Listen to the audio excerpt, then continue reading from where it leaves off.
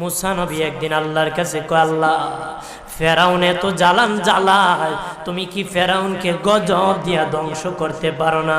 আমার আল্লাহ কো, মুসা আমি ফেরাউনকে 4টা কারণে গজব দেই না।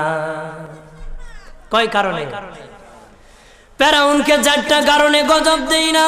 1 নম্বর কারণ হলো, রে মুসা, সারাদিন ফেরাউন বলে আমি খোদা, আর রাত যখন হয়ে যায় জঙ্গলে যায় করলাম আমি জানি তুমি খোদা, আমি খোদা না, কিন্তু আমারে মানুষ খোদা কইলে ভালো লাগে, খোদা কইলে ভালো লাগে।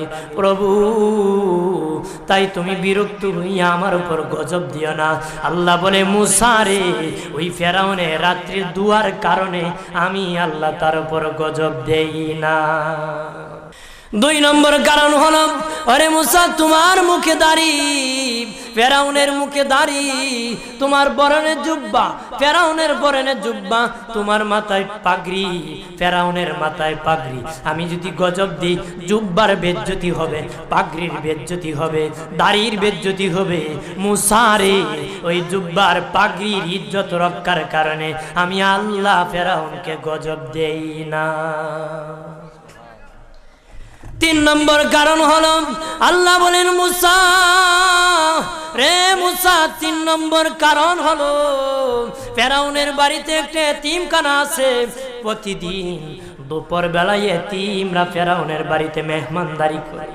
তারা খাওয়ার পরে আমি আল্লাহর কাছে দোয়া করে, আল্লাহ তুমি যদি গুসা হয়ে ফেরাউনকে গজব দিয়ে ধ্বংস করে দাও, আমরা এতিমকে কে খাওয়াইবে রে আল্লাহ, আমাদের দোয়ার বরকতে ফেরাউনকে গজব দিও না।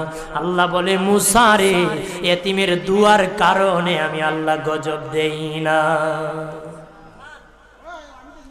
4 নম্বর কারণ, আল্লাহ বলেন, মুসা ফেরাউনের একটা মাছ বিদ্ধ, হাঁটতে পারে না। ফেরাউন নিজ হাতে নিয়ে গোসল করায়, নিজ হাতে মায়ের শরীরে তৈল লাগায় দেয়, নিজ হাতে ফেরাউন খাওয়ায় দেয়।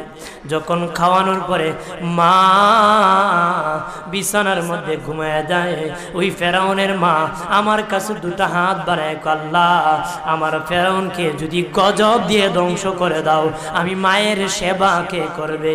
আল্লাহ বলেন, মুসা রে, ফেরাউনের মায়ের দুয়ার কারণে আমি আল্লাহ গজব দেই না।